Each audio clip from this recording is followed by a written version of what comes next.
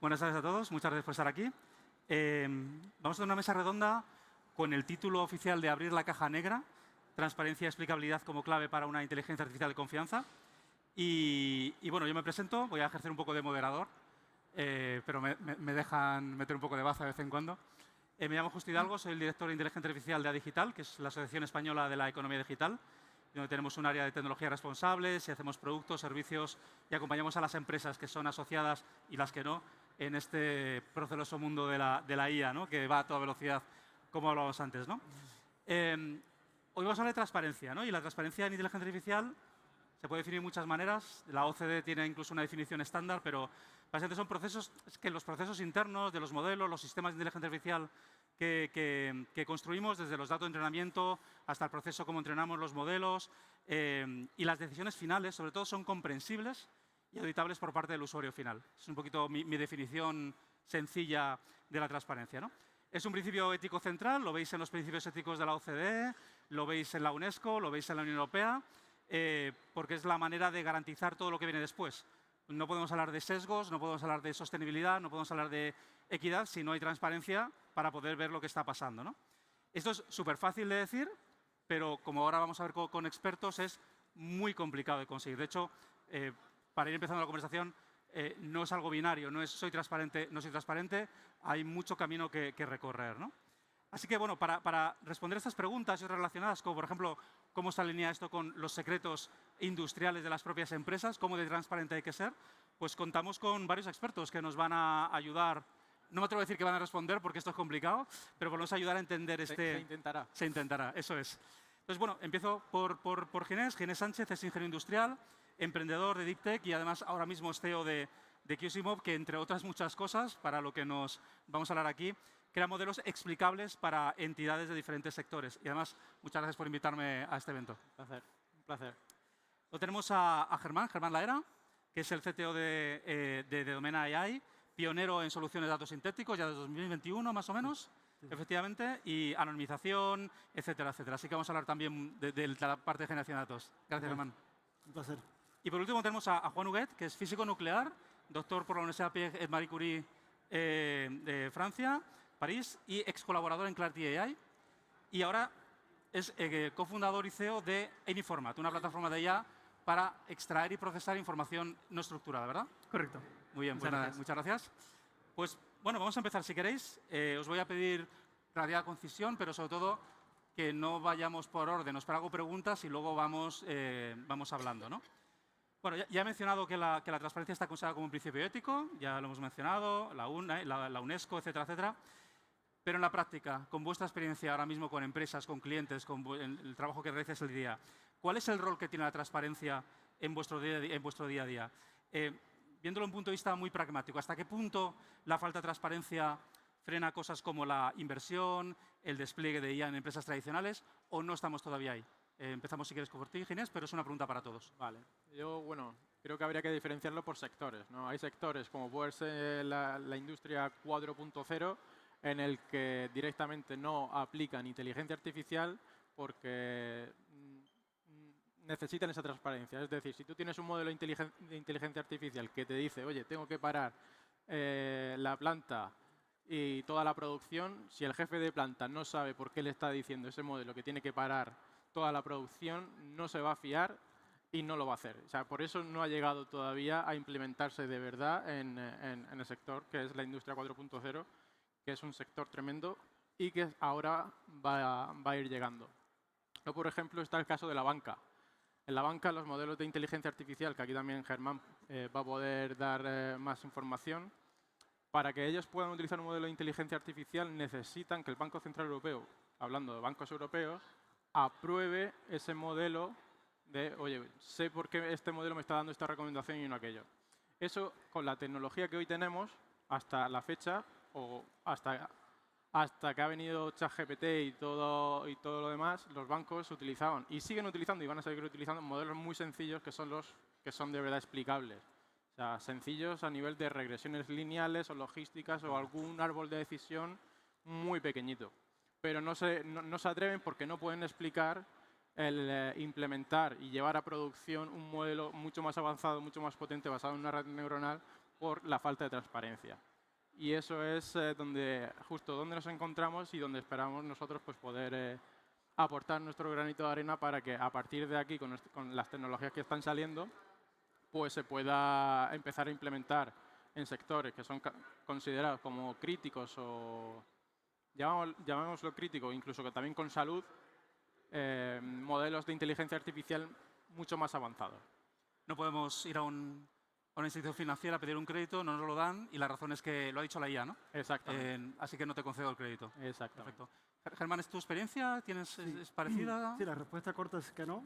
O sea, no ha frenado lo que es la parte de innovación y viene más por el lado regulatorio, ¿no? Es el que ha obligado un poco, como decía Inés, tanto en banca como en salud, a que se le explique a ese usuario final el por qué y que todavía no estamos ahí. Falta un poco de recorrido. De hecho, ahora que estamos con la AI Act 2026, o sea, que va un poco lento y más es por un lado más ético, ¿no? Pues de principios de, claro, no te doy ese crédito y te digo por qué no. O sea, de explicar eso bien al usuario, no seguir... Es que se ha resuelto casi todo por la parte jurídica a día de hoy.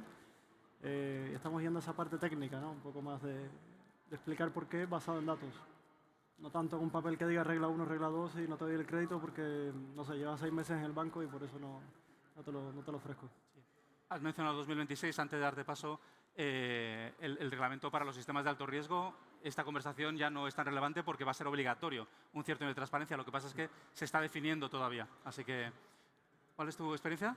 En nuestro caso, a mí me gusta mucho cómo plantearlo, sobre todo dependiendo del nivel de criticidad de la aplicación y el nivel de autonomía que tiene la aplicación, ¿no? Y eso va a definir también mucho el nivel de transparencia y el nivel de explicabilidad que nosotros necesitamos. Por ejemplo, hay una clasificación no oficial, ¿no?, que simplemente define los modelos de inteligencia artificial entre si son juguetes, si son engranajes o si son copilots. Entonces, el punto más conflictivo, donde yo creo que se necesita realmente una buena auditoría de trazabilidad, es sobre todo en esa parte de engranajes, porque es donde van a estar de forma mucho más autónoma, potenciando todo lo que es la gestión y automatización de los procesos de back office. Detecciones de riesgo para esos documentos, ¿no? O sea, si yo, por ejemplo, en AnyFormat, cuando estamos hablando con distintas instituciones financieras, decimos que hemos sacado una línea de una póliza de un contrato y en lugar de cubrir 1 millón de euros, la línea ponía que cubría 10 millones, hay una cierta liability que nosotros tenemos que respetar, ¿no? Entonces, ahí necesitamos entender por qué ha dicho 1 millón en lugar de 10 millones y sobre todo, darle mecanismos al usuario final para que sea capaz de validar o auditar ese dato que nos está dando sobre el que nosotros tenemos que tomar una decisión directamente. Un poco la experiencia que nosotros estamos viendo va por 2 vías, ¿no? La de, vale, me gustaría entender cómo ha llegado a tomar una decisión esa IA, que es un mecanismo interno del propio modelo, pero la otra también es qué mecanismos y medidas me das a mí como entidad productiva para yo poder supervisar la respuesta al margen de lo que esté pensando el modelo para darme esa respuesta, comparando la respuesta con la referencia de verdad que tendría, sobre todo cuando estamos tratando de sistemas documentales y de información. Muy interesante, y gracias, Juan, porque eso me permite una siguiente pregunta, en este caso para ti, Ginés. Porque, claro, has mencionado un poco, en esos engranajes no hay un usuario final, hay varios usuarios que tienen que tener cierta visibilidad de lo que se está haciendo, ¿no? Entonces, por ejemplo, el reglamento europeo, y voy a mencionar varias veces ese reglamento porque al final nos va a influir a todos a partir de agosto del año que viene en bastantes casos. Y además, el código, no solo el reglamento, sino el código de buenas prácticas que se está implementando ahora mismo, sobre todo para modelos de propósito general, modelos fundacionales, habla de transparencia a diferentes niveles, ¿no? Hablan del concepto de downstream provider, que es, oye, aquí tengo un modelo, ¿quién va a utilizar ese modelo? Puede ser un usuario final, pero puede ser una empresa, que a su vez va a crear otros sistemas que otro usuario va a tener que utilizar, ¿no? Como creadores de modelos, quienes, y ahora además puedes explicar un poquito lo que hacéis, yo creo en QSIMOB, ¿estás de acuerdo de lo que has visto del reglamento, de lo que estáis viendo internamente, con los niveles de transparencia que parece que va a exigir ese reglamento para los creadores de los modelos como vosotros? Sí, bueno, yo creo que lo primero hay que diferenciar entre intentar explicar modelos de IA generativa y lo que no es generativa, vamos a llamarle tradicional. La IA generativa es mucho más complejo porque es como un conjunto de, pues, una red neuronal por aquí, un encoder, o sea, un conjunto de, llamémosle, diferentes items que te conforman lo que es el ChatGPT. Y eso es muy difícil de explicar, primero, cómo se entrena, el por qué te da esta decisión, el tema de alucinaciones y demás. Eso por un lado. Luego, por la IA más tradicional, aquí ya, que es donde nosotros de verdad podemos aportar mucho valor, porque hemos desarrollado, pues, para que lo entendáis todos, una alternativa a las redes neuronales que es totalmente explicable. Una red neuronal hoy en día es una caja negra, de ahí el título de la mesa redonda o de esta ponencia, que te dice, te da recomendaciones, pero no sabes por qué te da esa recomendación. Lo que nosotros hacemos, por dar una metáfora o similitud, es abrir una ventana dentro de esa caja negra y poder saber exactamente por qué este modelo me está dando esta recomendación y no la otra. Y con total seguridad, porque es a través de un nuevo modelo matemático. Al final conseguimos el mismo rendimiento, potencia de cálculo de una red neuronal, pero de una manera mucho más simple. Entonces, pues podemos dar esa explicabilidad. Y es ahí donde nos centramos. Entonces, yo quería hacer sobre todo esa diferenciación entre inteligencia artificial generativa y tradicional. En cuanto a tradicional, sí que se va a poder conseguir toda la transparencia que quiera el regulador conseguir o poner en el reglamento. Con la parte de IA generativa creo que va a ser mucho más complejo a la hora de poder llegar a ciertos niveles de profundidad en cuanto a explicabilidad o esa transparencia, pues simplemente a nivel técnico y cómo se forma y cómo se entrena un modelo de un LLM, pues ya tiene ciertas restricciones o te pone ciertos requisitos que a lo mejor no se pueden cumplir técnicamente. Pero por la parte más tradicional me atrevería a decir que, bueno, pues con lo que nosotros podemos ofrecer sí se podría llegar hasta el último detalle. ¿Algo que queréis contar? Bueno, reforzando un poco el mensaje, Ginés, ¿no? O sea, al final la IA generativa es un carajal, eso lo sabemos todos. Y es el paper, ¿no? El carajal. Ese es el paper, el carajal de la IA generativa. Sí. Y sobre todo el problema es que para mí es como que casi es un problema de irreductibilidad, ¿no? O sea, es tan grande la complejidad que se gestiona dentro de ese cerebro enlatado porque tiene tal cantidad de parámetros que es como pedir incluso que intentásemos explicar cómo nosotros llegamos a ciertas ideas, ¿no? Se han conseguido cierto nivel de transparencia, ¿no? Aquí los que están liderando sobre todo la parte de transparencia y explicabilidad de modelos generativos de billones de parámetros son los de Anthropic, el competidor de OpenAI. Su lema es OpenAI sin dramas. O sea, me gusta mucho su lema, ¿no? Tal cual. Y básicamente lo que han hecho ha sido como poder ponerle electrodos, como si hiciésemos una resonancia magnética o un electroencefalograma a una persona para ver qué grupos de neuronas se van disparando cuando nosotros les pedimos ciertas acciones. Y a partir de eso lo que van detectando son esos patrones que además se forman secuencialmente para intentar inferir a ver si esas, ¿no?, zonas que se van iluminando corresponden con algún tipo de patrón que nosotros podamos identificar en términos de lenguaje humano. Entonces, siempre va a haber un trade-off, ¿no? Siempre va a haber lo que decía Ginés, cuanto más sencillo sea el modelo, cuanto más sencillo sea el sistema, más fácil de explicar será. Cuanto más caja negra, más difícil. Yo tengo serias dudas incluso de que se pueda llegar a explicar al 100% de transparencia, ¿no? Porque es incluso a lo mejor tener unas expectativas sobredimensionadas y pedirle a un sistema tan complejo como podría ser casi una mente humana, aunque sea en miniatura, que explique cosas que nosotros no nos pedimos explicarlas, ¿no? A un becario no le dices cómo has llegado hasta aquí, hasta el final, ni le abres el cerebro para ver dónde está la idea que ha despertado. Un poco van a ir ahí por los tiros. Voy a seguir por esa línea, ¿no? Voy a saltar algunas cosas que teníamos preparadas porque había un tema que era justamente el tema que está haciendo Anthropic, ¿no? Si seguís un poco los modelos generativos, como tú bien decías, Anthropic es un poco de los grandes laboratorios el que más está publicando, también Google, efectivamente, Meta, etcétera, pero sobre ese tema de cómo comprender lo que estamos creando, ¿no? Pero dejadme que vaya otra vez a la parte más pragmática. ¿Y esto a las empresas cómo les llega? Porque, muy bien, Anthropic está haciendo aquí un modelo fundacional, está intentando entender cómo de los miles de millones de nodos se activa uno u otro, pero a mí como empresa, ¿eso cómo me permite asegurarme de que cuando tengo un chatbot y un cliente me pregunta algo, lo que le voy a responder es adecuado y le voy a poder explicar por qué le estoy ofreciendo este viaje a las Bahamas en lugar de este viaje a Sao Paulo? ¿Dónde estamos ahora mismo en ese aspecto? No sé, Germán, Juan, ¿quién queráis? Sí, si quieren empiezo un poco. Bueno, lo que hemos creado son herramientas, ¿no? Un poco para, como decía Ginés, por distintas partes abrir aquello y ver qué es lo que hay. Por un lado está lo que son ataques adversarios, que no es algo nuevo, desde los GANs ya se estaba realizando, que es atacar esa red, ¿no? Antes de que ocurra con un usuario final, yo garantizo un entorno controlado, pincho la red a ver qué pasa, cómo responde, cómo reacciona y hago un análisis previo antes de ponerla pública en el mercado. Después lo que comentaban, un poco qué se activa, o sea, mirar un poco la atribución de esa red. Cuando entra un dato, qué parte de la red se activa, cuáles no, y cómo influye eso en el resultado. O sea, me da un concepto, qué dato de entrada y qué parte de la red, qué pieza fue la que me influyó en esa parte. Y luego, bueno, más la parte de explicabilidad y transparencia, que ahí se la dejo a Ginés, pues lo va a explicar mucho mejor, que ya son soluciones que para una decisión van hacia atrás, ¿no? Y te dicen con total claridad por qué te doy sí o no esa respuesta. Y para eso ya hay herramientas. Es decir, pueden ser más o menos complicadas, más o menos técnicas, pero esas herramientas existen y las empresas pueden empezar a, por lo menos, validar hasta cierto punto. Ya, lo que decíamos, no es binario, pero si esto está funcionando o no está funcionando, ¿no? Sí, es primero un trabajo previo antes de ponerla pública y después uno de control, ¿no? Un poco monitorizar ese funcionamiento continuamente. ¿Qué ha pasado? Hay un claro ejemplo de una aerolínea que ofreció un descuento, se confundió la IA, el descuento no existía. ¿Quién paga los platos rotos, no? Al final de la... Sí, de hecho, unas semanas después hubo un caso con una empresa de desarrollo de creación de aplicaciones mediante IA que su chatbot mintió con respecto a una cosa que estaba ocurriendo, ¿no? ¿Por qué se está comportando así? Pues porque esto es así, ¿no? Claro, claro. Que es como el meta ejemplo, ¿no? Más perfecto de todo esto, ¿no? No sé si quieres tú darle Ginés o yo. Vale. O sea, para mí, sobre todo, a nivel de empresas, o sea, diferenciaría, ¿no? Lo que es la explicabilidad de la IA generativa en función de dónde te sitúas. Una cosa es la explicabilidad que intenta hacer Anthropic, ¿no? Que está más relacionado en esa intersección de computer science, matemática y biología para intentar ver qué se descubre y que luego además hace un traceback hacia lo que es la neurociencia y nos ayuda a explicar nosotros mismos y luego las necesidades que tienen las empresas.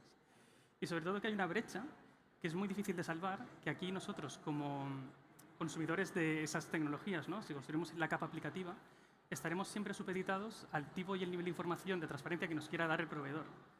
Nosotros, por ejemplo, en Anyformat, ¿qué es lo que hemos hecho? Hemos hecho lo que llamamos una metodología gris, porque no es ni blanca ni negra, ¿no? En la que, utilizando distintos proveedores, lo que conseguimos recuperar es, si sabéis cómo funciona la IA generativa, simplemente es un mapa de probabilidades de cuál es la palabra más probable que quiere hacer después, ¿no? Pues recuperamos ese mapa de probabilidades y hemos creado una métrica en torno a cómo de segura está la IA en función de las alternativas y de la propia probabilidad que te da esa palabra. Eso es un proxy a cómo de segura está la IA de lo que te está diciendo, ¿no? ¿Cuál es el problema? Que nosotros que somos una capa aplicativa y nos construimos de forma que somos agnósticas al modelo para poder intercambiar, hacer despliegues on-premise, hay ciertos modelos que no nos dan esas probabilidades y por tanto esa metodología ya no la puedo utilizar. Claro. Y me causa mucho estrés, ¿no? Como CEO, es decir, es que el día en que el proveedor me corte el acceso a ese estado interno, yo estoy vendido como empresa y ya no puedo dar mi servicio, ¿no? Entonces hay una asimetría de poder y control entre el consumidor y el generador. ¿Qué es lo que creo que va a pasar? Por ejemplo, Anthropic, que es el que está poniendo mucho más énfasis en eso, de alguna forma u otra, si avanza realmente bien en cómo conseguir convertir esa caja negra en una caja más o menos blanca para entender qué está saliendo, va a poder comercializar esa seguridad de tu modelo, ¿no? Te va a poder decir en plan, oye, pues si tú quieres obtener realmente la confianza calibrada con respecto a mi modelo utilizando mi metodología para que tú puedas construir un top of that encima de eso, te lo voy a cobrar a un precio distinto o simplemente les va a dar un cierto foso tecnológico de diferenciación con el resto de proveedores. Entonces, yo creo que por ahí van a ir un poco los tiros. No sé, Ginés, si quieres añadir algo. Ya por diferenciar de nuevo y coger y bajar la tierra, como has preguntado, ¿cómo le afecta esto a una empresa? Pues si cogemos el caso del banco, el banco que utilice un modelo de Anthropic para el back office, pues va a tener que utilizar herramientas como las que estás mencionando o este tipo de medidas de control. Si el banco quiere utilizar un modelo de inteligencia artificial para dar hipotecas a sus clientes, pues va a construir su propio modelo que se va a desplegar en sus premisas, va a tener todo el control y encima va a necesitar ese nivel de transparencia que exige el Banco Central Europeo. Para poder decirle al cliente, oye, pues no te doy la hipoteca porque mira, la variable que corresponde a tu salario ha influido en la respuesta del modelo un 28%, tu trabajo en un 13%, tu alquiler en un 18%. Y esto me da el total en este intervalo que como resultado pues no te puedo ofrecer la hipoteca. Pero si tú modificas o tienes más ingresos o reduces tus gastos o tal, pasaríamos a este otro modelo, que ahora aquí repito es totalmente explicable, sabemos cómo se va a comportar en el 100% de los casos, ahí ya sí le vas a poder dar incluso recomendaciones al cliente que hasta ahora tampoco pueden hacerlo, de cómo conseguir lo que está buscando, que en este objetivo era, o en este ejemplo era pues una hipoteca. Y eso te lo puedes llevar a detección de fraude, bueno, si es que en el banco utilizan más de 20 modelos, o sea, al final se extrapola todo. Un punto relevante ahí que quiero enfatizar es, pensando en algunos de vosotros, a lo mejor estáis creando modelos, pero muchos, lo que es creando sistemas de IA que utilizan modelos. La transparencia y la explicabilidad también es a nivel de sistema. Y eso es muy importante que se nos quede claro. O sea, el modelo nos da un cierto nivel de explicabilidad, pero justo lo que acabas de decir, si el sistema entiende lo que responde el modelo, puede dar recomendaciones, puede ayudar a que el usuario final entienda mejor lo que está ocurriendo. Y es algo que, una vez más, me pongo mi gorra de la parte regulatoria, va a ser obligatorio en muchos casos, o por lo menos se nos va a exigir, ¿no? Una pregunta más para ti, Ginés, y seguimos, porque quiero ver el tema también de datos sintéticos y cómo la transparencia se ha aplicado por eso, pero si soy capaz de volver a la pregunta que tenía en la cabeza, porque cuando lo has dicho, se me acaba de ir. Bueno, pues seguimos ya y te vendrá. Sí, me acordaré porque estaba muy al tema. Estabas hablando y no quería interrumpirte. Me acordaré. Bueno, Germán, vosotros lo que hacéis es ayudar a la generación de datos sintéticos. Generáis datos sintéticos y lo lleváis haciendo desde hace bastante tiempo. Y si seguimos la literatura académica, hubo unos cuantos años con los modelos generativos, etcétera, donde había dudas de que la generación de datos sintéticos te ayudase a mejorar esos modelos más fundacionales, pero es verdad que en los últimos meses, diría último año, incluso para esos grandes modelos, aplicando bien los datos sintéticos, esto parece que empieza a funcionar de verdad y me imagino que estás muy contento por esos papers que están saliendo. Pero, ¿cómo aseguramos también la transparencia en ese proceso? Es decir, incluso en empresas que están utilizando sus propios datos, esos datos pueden tener información sensible que no queréis que aparezcan en esos datos sintéticos que estáis generando. ¿Cómo trabajáis esto para aseguraros o qué nivel de transparencia os están exigiendo vuestros clientes?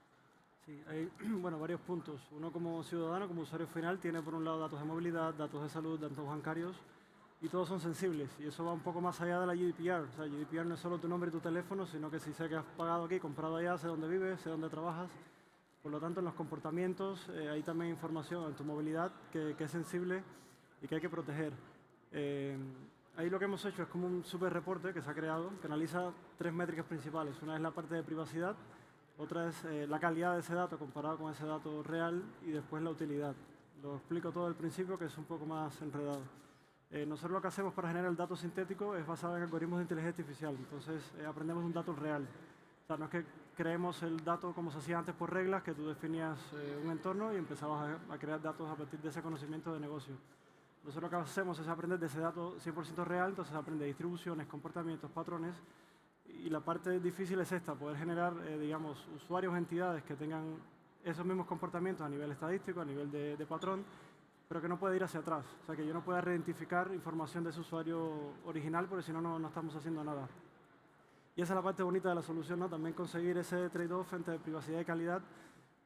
Y pongo el ejemplo en banca para seguir como... tener usuarios con tarjetas, con pagos, que mire el gasto en comida el mes pasado y sea muy similar, ¿no? al real, pero que yo no pueda reidentificar a ese usuario haciendo esos mismos pagos en supermercados. Entonces ahí lo que hacemos es un montón de ataques, como he mencionado, de inferencia. Vamos hacia atrás a ver si alguien accede a ese dato sintético, cuánto puede saber de ese dato real, por un lado. La parte de calidad es un poco más sencilla en el sentido que si la curva de distribución es así, el sintético no es así, bueno, ya está mal, ¿no? Es un poco lo que miramos. Y lo otro es el poder predictivo. O sea, el dato sintético ha mejorado tanto que no solo lo usas para desarrollo, QA o este tipo de tareas, digamos, más de development, sino también para entrenar modelos. Entonces, necesitan no solo que ese dato sea de calidad, sino que mantenga el poder predictivo. Cuando haces un modelo de fraude, necesitas que el dato sintético permita predecir el fraude correctamente. Y ahí es cuando añadimos un montón de métricas más. No voy a entrar en la parte técnica, pero bueno, miramos divergencias, un montón de cosas para garantizar que cuando haces una predicción con ese dato sintético sea suficientemente bueno para incluso reemplazar ese dato real. Nuestro foco es mucho dato estructurado. Todos los papers que han salido han ido más en la parte del LLMs y no estructurado. Claro. Igual nos ha salpicado, aunque seamos estructurados, nos ha tomado por sorpresa, pero bueno, ha ido mejorando la opinión pública, y en la parte estructurada sí tenemos resultados, casos de éxito de mejoras entre un 15 y un 25%. usando datos sintéticos más el dato real. O sea que sí tenemos... ¿En fiabilidad, casos. en accuracy puro o...? Sí, exacto. Sí, sí. Muy Bueno, depende del modelo. Depende del pero- modelo, sí, pero de fiabilidad técnica, digamos, de resultados. Sí, exacto. Ya sea mejorando falsos positivos, falsos negativos, todo este tipo de métricas clásicas, ¿no? Digamos, de Machine Learning. Y por esa parte muy contento, sí. Realmente ha habido un cambio, primero, de opinión pública y segundo, de resultados palpables de que sí funciona y en distintas industrias. Que al principio eran un poco los más innovadores, ¿no? Son los primeros que empezaron a toquetear el dato sintético. O sea, por lo menos desde vuestro punto de vista, ese gran miedo que había que en 2027 o 2028 nos quedásemos sin datos textuales reales, estamos cubiertos, ¿no? Por lo menos hasta Sí. cierto punto. Sí, sí. Y en todas las industrias, movilidad, banca, seguros, sí, sí, sin problema. Muy bien, bien, perfecto. Juan, te hago la misma pregunta, pero desde un punto de vista de vosotros accedéis a datos reales. Sí, Y por tanto, en ese procesamiento, me imagino que en algunos casos tendréis que tener mucho cuidado de cómo estáis procesando los datos, también por la fiabilidad técnica, pero vuelvo a datos sensibles, información que luego no puede formar parte de los resultados. ¿Cómo lo gestionáis? ¿Parecido? ¿De manera diferente? nosotros somos nosotros estamos en la capa del aplicativo, ¿no? de la IA generativa. Entonces, lo significa que nosotros construimos encima de OpenAI, de Anthropic, de Gemini y distintos modelos que tenemos, ¿no? Entonces, ahí cuando nosotros vamos a hablar con un potencial cliente o explicamos la solución, somos muy transparentes con todo lo que estamos utilizando por debajo, porque al final lo que hacemos es como orquestar, digamos, toda la infraestructura necesaria para que eso escale de forma sencilla, pero somos muy conscientes de toda la parte regulatoria que hay en Europa y sobre todo de las necesidades de retención de datos que tienen las distintas empresas, ¿no? ¿Qué significa? Que nosotros tenemos que estar siempre trabajando con partners pues de cloud providers, ¿no? En los que podemos desplegar directamente en la VPC de nuestro cliente y sobre todo garantizar dónde se está procesando ese dato, ¿no? Nosotros no tenemos, por ejemplo, derecho muchas veces a decirnos que esto se va al servidor que está en Estados Unidos, se procesa ahí y vuelve. Nosotros tenemos que, por ejemplo, tener los modelos que estamos utilizando de OpenAI desplegados en Suiza, porque allí es donde pues, tenemos la política de retención cero y demás y tal, ¿no? Lo cual a veces nos supone un poco de retraso con respecto al estado del arte, porque no se despliegan todos los modelos al mismo tiempo. Hay otros casos donde sí que es mucho más restrictivo. De hecho, tenemos un caso de uso con el gobierno de Singapur. Estamos haciendo una prueba de concepto donde lo que nos han dicho directamente es que no puede salir ningún dato de sus premisas, ¿no? Lo que estamos comentando antes. Entonces, ahí lo que hemos tenido que hacer nosotros es, por un lado, el poder desplegar en sus on-premises. Estamos haciendo una prueba de concepto incluso con un sistema reducido para desplegar en portátil. Entonces, ahí agradecer a toda la comunidad de open source para que lo permita hacer. Y sobre todo, solventar el problema de la cantidad de datos que podemos utilizar, desanonimizándolos y creando datos sintéticos a partir de esas semillas para poder hacer que el sistema mejore y funcione de forma más eficiente. ¿El menos cuarto? ¿No? ¿2 minutos? ¿O no? ¿Ya? Vale, pues pensaba que teníamos un poquito más de tiempo, pero bueno, perdona. Quizá en 2 segundos. Estamos en un momento en el que las empresas pueden llegar a entender, pueden meter la transparencia en su proceso de desarrollo, o si no, ¿qué queda en una frase para que lleguemos a ese momento? Igual que hablamos de dinero y de funcionalidad, hablemos de transparencia y de responsabilidad. Queda que se implante la regulación y que sea obligado entonces para las empresas que controlen y desarrollen sus propios modelos, no tienen excusa para no hacerlos transparentes. Y luego para los que construyan sobre los OpenAI de turno, pues que empiecen a utilizar las herramientas que ya se están poniendo, ¿no? Facilitando para todo el tema de transparencia. O así es como lo veo yo. No sé mis compañeros cómo lo verán. No, yo menciono lo del sandbox de IA, que no lo hemos mencionado, que hemos sido afortunados de participar en él. Y España es el piloto europeo y estamos un año adelantados y es igual, de un año vista, o sea que todavía quedará tiempo a... Y hay mucho trabajo de transparencia, se va a trabajar mucho el tema Exacto, de transparencia. sí, el foco de todo el sandbox es justamente eso. Sí, sí. Bien, Y es bien. un entorno de aprendizaje, así que de ahí saldrán las pautas para siguientes regulaciones. Gracias. En nuestro caso se resume básicamente en 2 pilares, ¿no? El decir, vale, trazabilidad completa hasta la fuente, de forma tanto visual como recuperación de evidencia de dónde se ha sacado un dato específicamente de qué tipo de formato. Y luego la segunda es salir del espejismo de la automatización completa. O sea, cualquier persona que venda eso está viviendo un espejismo porque todavía no es posible, ¿no? Entonces, ser muy consciente de que tenemos que construir siempre en torno a que tiene que haber una colaboración entre modelos y humanos y que la decisión final la tiene que tener siempre la persona. Eso es un poco lo que decimos nosotros. Me parece un buen resumen. Muchísimas gracias y seguimos con la siguiente. Gracias. Gracias.